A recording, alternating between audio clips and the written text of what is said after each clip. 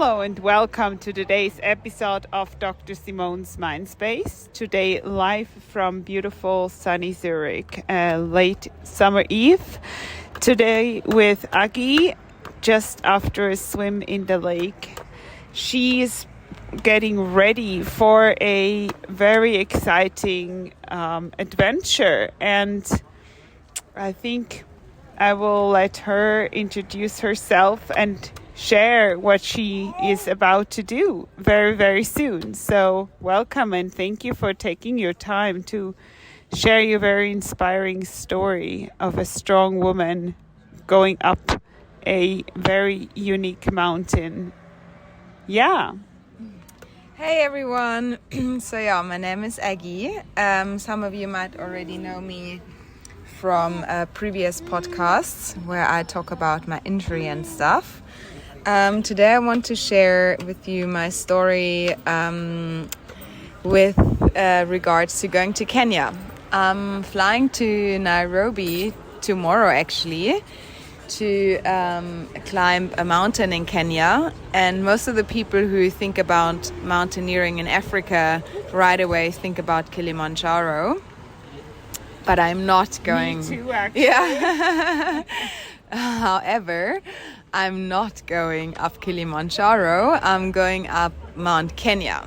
So the difference between Kilimanjaro and Mount Kenya is that Kilimanjaro is a trekking peak, meaning there's no actual climbing involved. It's basically hiking up a mountain. It's obviously hard with regards to being in high altitude, but you don't have to be a climber or anything like that. And the altitude in comparison of the two mountains, is it about the same height? No, so Kilimanjaro is 5'8" and Mount Kenya is 5,199. So it's 600 meters less high.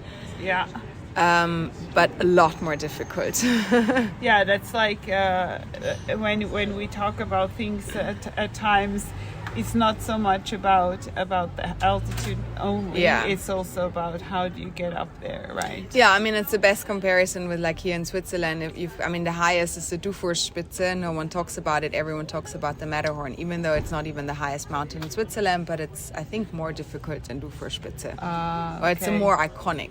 Yeah. So, yeah. The former Toblerone mountain, right? Yeah, exactly. Thank you.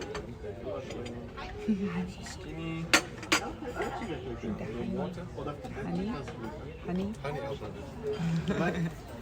So we must of course make sure that we get Aki loaded with some matcha before. Yeah. So having matcha and discussing such an inspiring trip.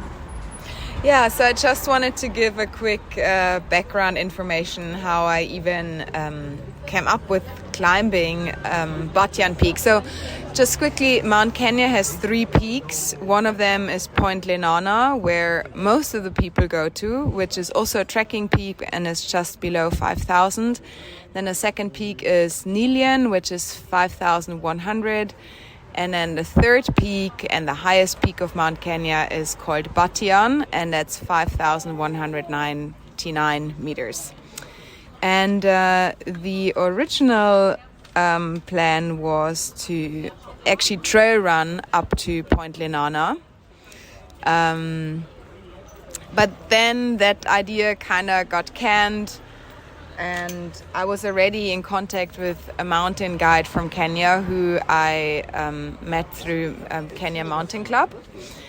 And then he asked me, well, why don't you climb Batyan? And I was like, well, I don't know. I never thought about it. And he's like, well, it's a way more interesting peak and you should totally do that. And then I started looking into it, and Batyan Peak is an actual rock climbing peak. It involves between 15 to 20 pitches, and it's all traditional climbing. So there's no bolts in. There's the route is not given. I mean, obviously the mountain guides know the route, but you have to do everything yourself. So you have to put your camps and friends in. It's like proper basic back to original climbing. And it's a long climb. Was that the reason why you decided to do Mount Kenya rather than another mountain, rather than Kilimanjaro? Yeah. It was more back to basic. Yeah, first of all, Kilimanjaro. I mean, after being in Nepal last year, I wasn't really interested on going back to a mountain where a lot of people are and which is like super touristic by now. And Kilimanjaro is one of those mountains. I mean, I'd still love to go one day, but it's not on top of my list just because so many people go there every year. It's not like I'd rather go somewhere off the beaten track where not everyone is going, which is almost like, and like a secret. Does inspire you to do one of these off the beaten track rather than the safe and well-known choice of a mountain where everyone else is going?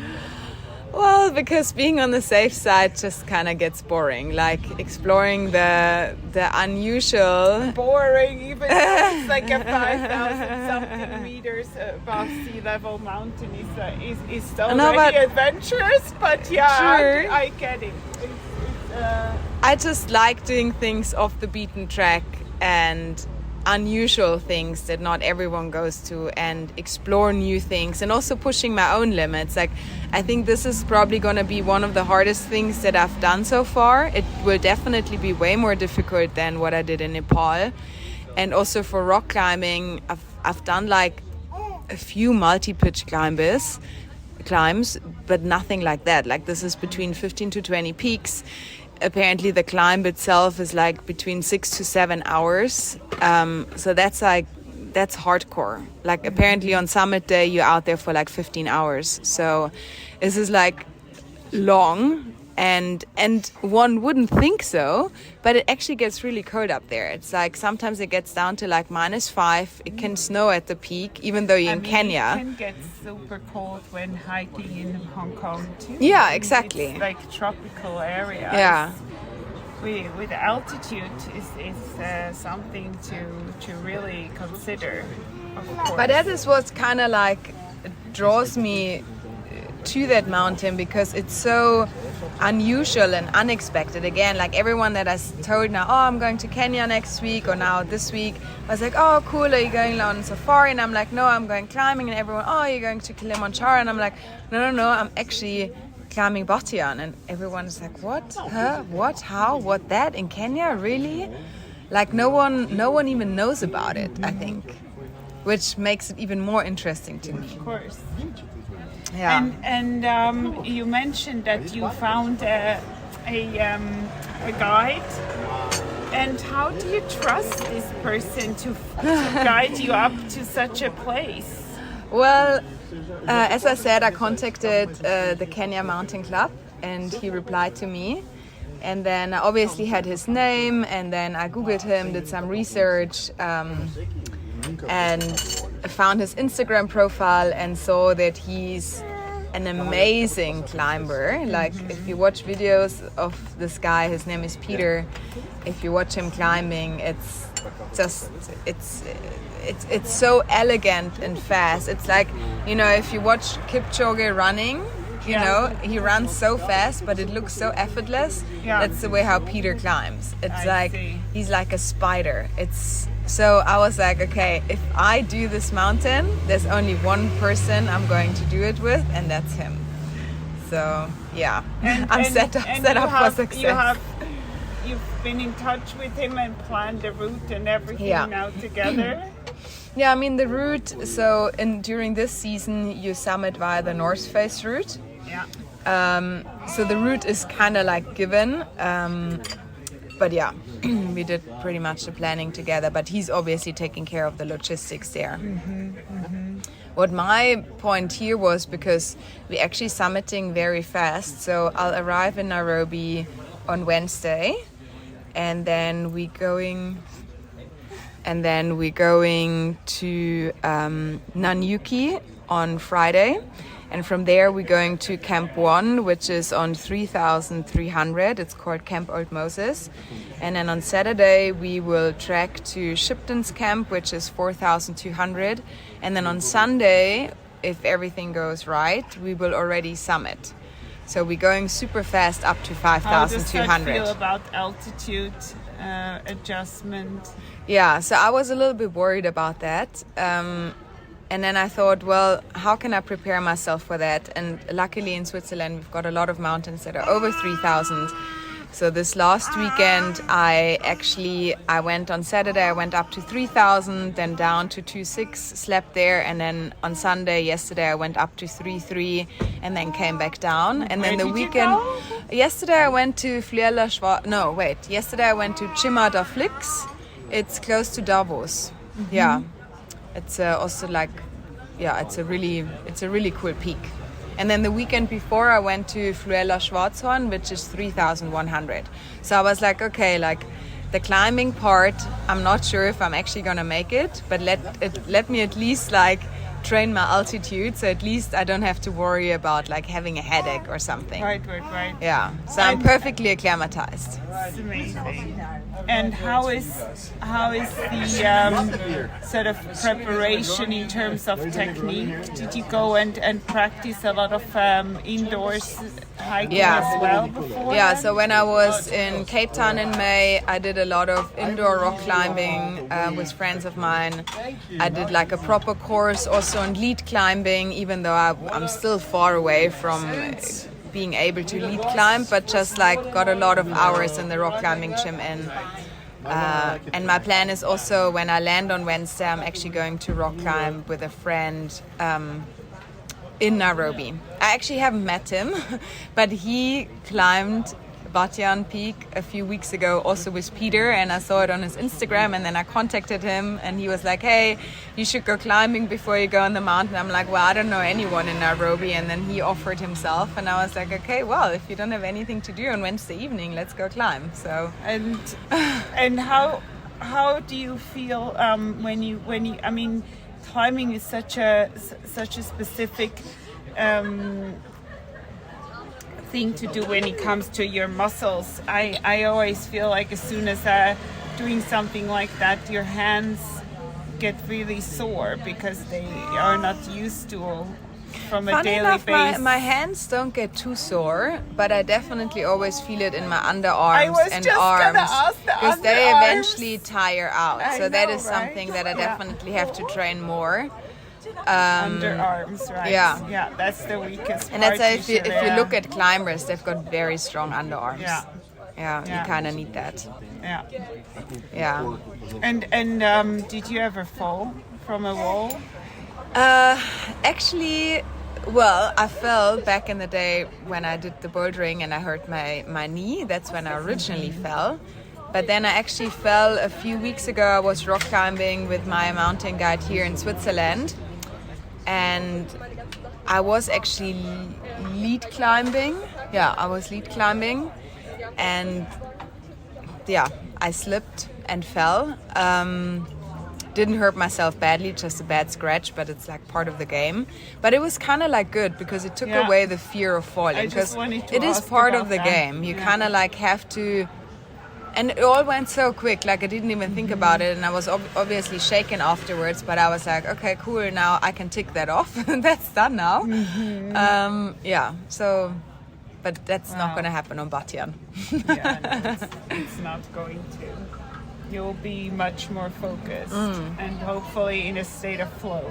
Yeah. Is that what drives you to be in this like state of flow of being one with what you're doing? Yeah, just like completely like immersing myself on the mountain, concentrating on only that, thinking about where do I place my hand, where do I place my foot. It's almost like a moving meditation in a way, because you're really focusing on yourself and on what you're doing right now. There's no distraction with cell phones or anything. I won't even have cell phone reception up there. Yeah, exactly, and you're surrounded by nature. So I'm very I'm a little bit scared. In your eyes. It's so clear. I'm a little bit scared, but I'm also super, super excited because I know when I stand on that mountain on Sunday, I'm gonna probably like start crying. Of course. My partner, who is from a very flat area in Scandinavia where there is no mountains, he's always making fun out of me being so sentimental. When I see mountains, I almost start crying, and it's like, oh, you're so Swiss. so typical, but yeah, there is something unique about being on a peak, and obviously summiting yourself rather than taking a whatever cable car or a helicopter to get you there. Yeah, because it takes strength. It takes, at one point I will probably get to a point where I'm like, fuck, sorry, excuse my language, like, why am I doing this? This is hard, or maybe it's cold, or maybe it's uncomfortable, or but you have to like kind of push through it, and just like, the only way forward is through. So exactly. Yeah, and I think once you conquer your inner Schweinehund, or I don't know how to say that. And then you take the next step, and then you take the next step, and then you look back and you look how far you've come, and you're just like overwhelmed, and no one can take that from you. No. So.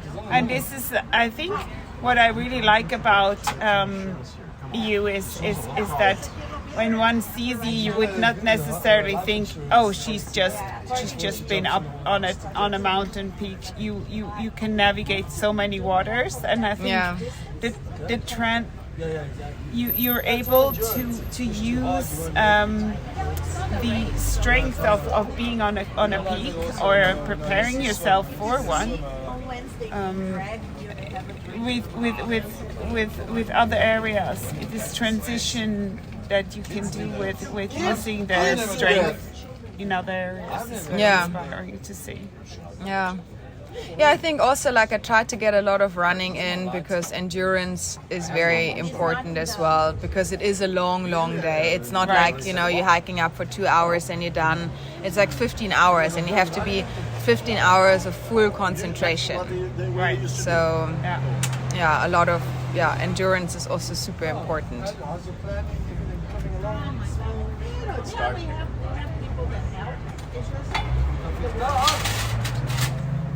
Yeah, very, very, very interesting. So we will hear more. Yeah. Of course, once you have actually been there and share how it is to be on the I'm very excited for when I come back and I can share my whole story. And all the listeners to be inspired by you and your courage and strength to do so. Yeah. Thank you for giving us a teaser. No, thank you for listening. Wish you all the very, very best for your journey to the top, and looking forward to a report. Thank you. So if anyone has questions, of course, I'm sure you are up for answering, especially inspiring other women to follow your footsteps. And thank you very much for coming. Thank you. Pre your adventure, and all the very, very best. Thank you so much. All right. I'll talk to you soon. Okay, bye. Bye. The one that's living there, that's moving out, is leaving also a lot behind.